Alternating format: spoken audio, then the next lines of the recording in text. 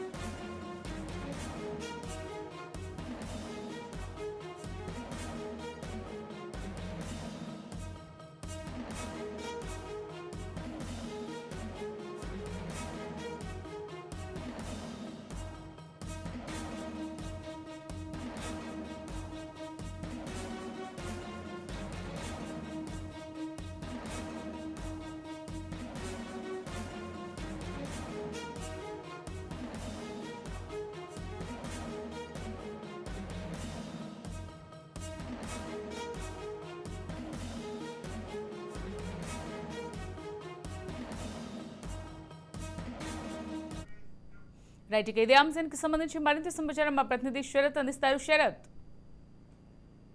Thank you అమూల్య. కాళోజీ జీవితం కనుక చూసినట్లయితే తెలంగాణకే తన జీవితాన్ని అంకితం చేసినటువంటి పరిస్థితి. ఇవాళ తన జయంతి సందర్భంగా రాష్ట్రంలో ఉన్నటువంటి ప్రముఖ నేతలు అందరూ కూడా ఆయనకి నివాళులు అర్పిస్తున్నటువంటి పరిస్థితి. 1934 సెప్టెంబర్ 9న కర్ణాటక రాష్ట్రంలోని బీజాపూర్లో అదేవిధంగా అక్కడి నుంచి కర్ణాటక నుంచి వాళ్ళు వరంగల్కి షిఫ్ట్ అయినటువంటి పరిస్థితి.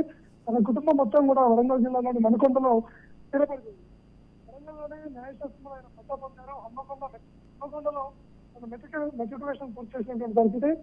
అదేవిధంగా 1930లో కాళోజీ గ్రంథాలయ ఉద్యమంలో పాల్గొన్నారని కూడా మనం చెప్పుకోవచ్చు. కేవలం తన 25 ఏళ్ల వయసులోనే సత్యాగ్రహ ఉద్యమంలో పాల్గొని జైలు శిక్షను అనుభవించినటువంటి వ్యక్తుల్లో కాళోజీ ఒకరిని కూడా మనం చెప్పుకోవచ్చు.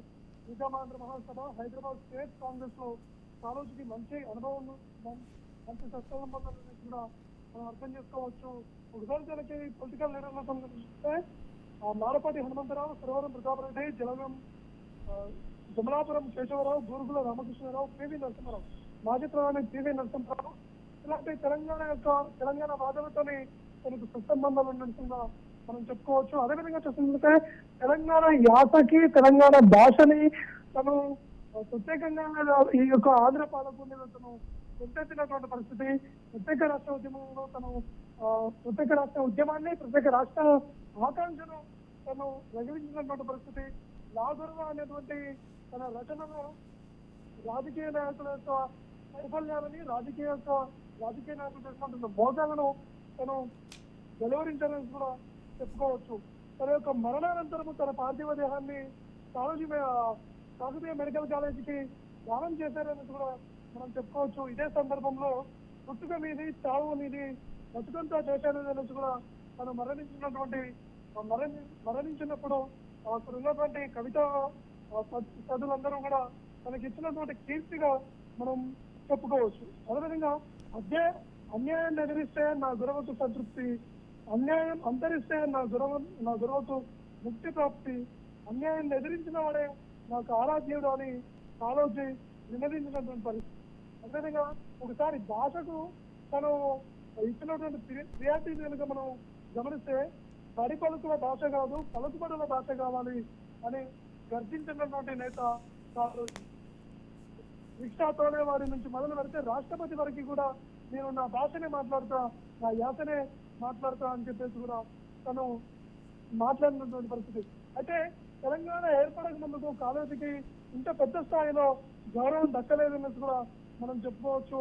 తెలంగాణ 2014లో ఏర్పడిన అనంతరము నాటి రాష్ట్ర ప్రభుత్వము తెలంగాణ భాషా దినోత్సవంగా కాళోజీ జయంతిని జరుపుతున్నటువంటి పరిస్థితి. ఆ రోజు నుంచి తెలంగాణ రాష్ట్రము ఈ 10 సంవత్సరాల కాలంలో కాళోజీ జయంతిని భాషా దినోత్సవంగా జరుపుతుంటుందని కూడా మనం చెప్పుకోవచ్చాము. Right, thank you Sarath.